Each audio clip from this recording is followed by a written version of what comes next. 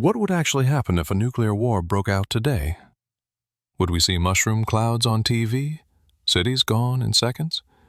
Or would it all be silent, dark, and over before anyone knew it started?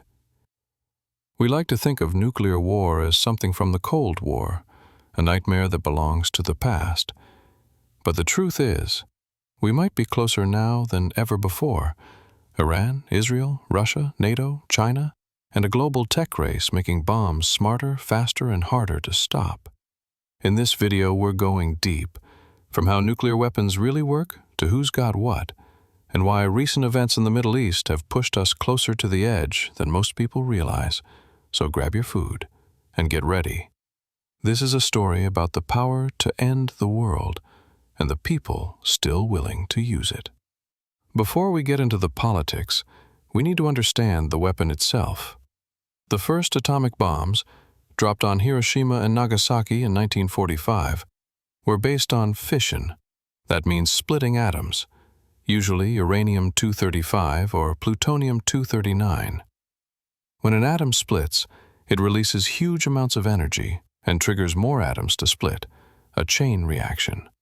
But today's bombs? They're much worse.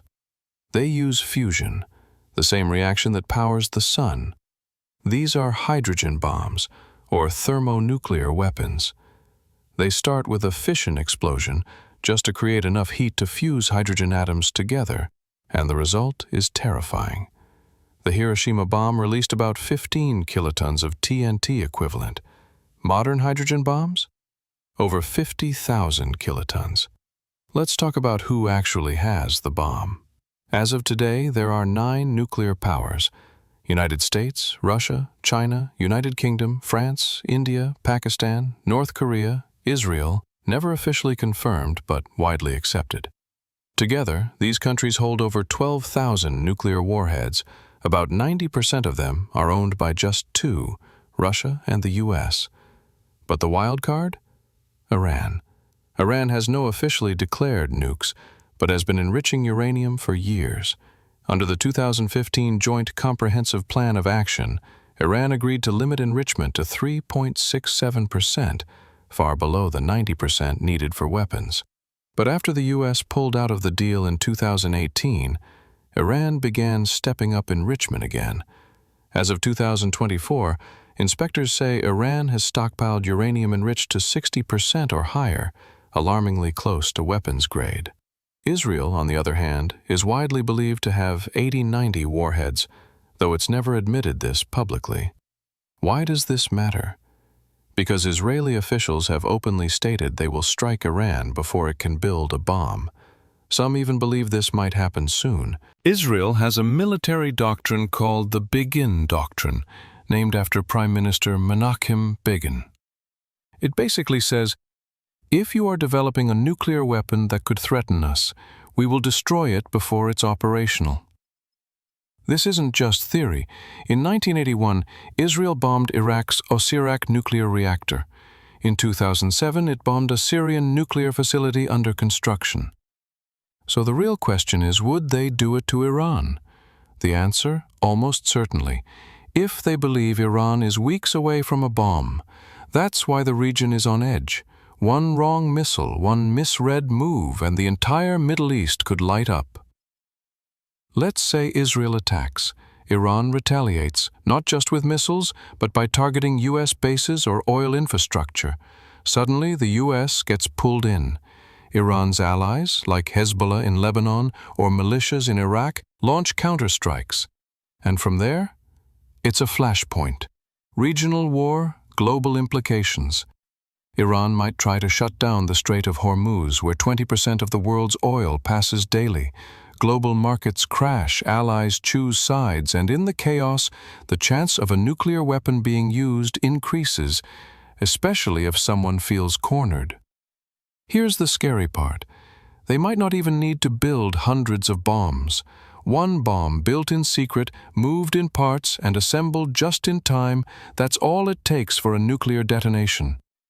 Some intelligence experts believe Iran might already have the technical knowledge and the parts. They're just waiting for the right moment. And unlike open nuclear powers, Iran's program is deeply buried, often military-controlled, and largely hidden from international inspectors. For decades, the reason nuclear weapons weren't used again was one thing: mutually assured destruction, also known as MAD. It's simple. If you nuke me, I'll nuke you, and we both die. This worked during the Cold War because both sides knew the other had hundreds of missiles ready to launch even after being attacked. That fear kept things stable, barely. But now, MAD doesn't hold up in multi-sided conflicts like the Middle East. Israel has nukes. Iran might be close. Pakistan and India have them. Russia and the US still have thousands, and China is ramping up fast. In a one-versus-one situation, MAD works, but when 7 players are on the board, one miscalculation could trigger the end, without any of them intending to start. Okay, so let's say a missile is fired. Can we shoot it down? Yes, sometimes. The US has the ground-based mid-course defense, GMD system. Israel uses the Arrow system. Other countries use THAAD, Iron Dome, or Patriot interceptors. But here's the uncomfortable truth. These systems don't always work, especially against fast, high-altitude ICBMs, intercontinental ballistic missiles, or hypersonic missiles. During tests, US systems miss more than they hit. Plus, modern nukes can carry decoys, split into multiple warheads, or fly on unpredictable trajectories. So can we stop a nuclear missile? Sometimes. Can we stop 10? Probably not. Let's say someone, Iran, Israel, whoever, fires a single nuclear bomb. What happens? Here's a likely timeline. T equals 0 seconds. Flash of light, temperatures hotter than the sun. T equals 1 second. Fireball expands. Shock wave travels out at 1,000 kilometers per hour. T equals 3 seconds. Nearby humans are incinerated instantly. T equals 10 seconds. Buildings crumble miles away. T equals 60 seconds. Fallout begins. Radioactive ash rains down. T equals 5 minutes. Emergency response overwhelmed. Communications go dark. T equals 1 hour. Global panic. Social media explodes. Misinformation spreads. T equals 12 hours. Markets crash. Governments panic. T equals 24 hours. Retaliation? Diplomacy? Nobody knows. And remember, that's just one bomb. Imagine 3 or 30. A large-scale nuclear war wouldn't just destroy cities, it could destroy the climate. This is called nuclear winter. How? The soot from massive explosions rises into the stratosphere and blocks sunlight. Temperatures drop, crops fail, famine begins, billions suffer, even those in countries that weren't bombed.